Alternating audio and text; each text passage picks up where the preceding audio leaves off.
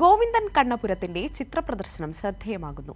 Kanhangad Lalithakala academy art ഗാലറിയിൽ നടക്കുന്ന ചിത്രപ്രദർശനത്തിലെ ഓരോ ചിത്രങ്ങളും കാഴ്ചക്കാരനെ അത്രയധികം ആകർഷിക്കുന്നതാണ്. വരകളിലൂടെ വലിയ ചിന്തകൾ പങ്കുവെക്കുന്നതിലും അപ്പുറം കാഴ്ചക്കാർക്ക് കാണുന്ന മാത്രയിൽ ആനന്ദം നൽകുന്നതാകണം തന്റെ പ്രദർശനമെന്ന നിർബന്ധമായിരുന്നു ചിത്രകാരനും ചിത്രകലാ അധ്യാപകനുമായ ഗോവിന്ദൻ കണ്ണപുരത്തിന്. പ്രദർശനത്തിനായി ചിത്രങ്ങൾ വരയ്ക്കുമ്പോൾ മനസ്സിലുറപ്പിച്ചത് ഒരു കാര്യം മാത്രം. എന്റെ ചിത്രം കാണുന്നവർ അവർക്ക് മനസ്സിനൊരു കുളിർമ, ഒരു തണുപ്പ്, ഒരു ആശ്വാസം ലഭിക്കണം എന്നുള്ളതാണ്. ഒരു ചിത്രത്തിന് മുമ്പിൽ 2 മിനിറ്റെങ്കിലും നിർത്താൻ കഴിയുന്നതിലേക്ക് ആ ചിത്രം പരാജയം ആണെന്നാണ് ഞാൻ കരുതുന്നത്.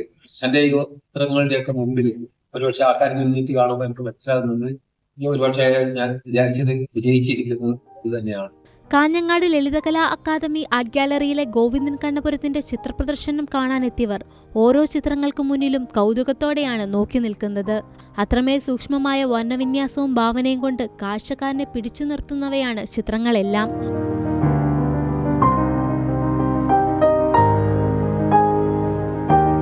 ഗോവിന്ദൻ കണ്ണപുരത്തിന്റെ 21ാമത് ചിത്രപ്രദർശനമാണിത്. ക്ഷേത്രകലാ അക്കാദമി സെക്രട്ടറി കൃഷ്ണൻ നടുവലത്ത് പ്രദർശനം ഉദ്ഘാടനം ചെയ്തു. ശില്പി KKR വേങ്ങര ചിത്രകാരനെ പരിചയപ്പെടുത്തി.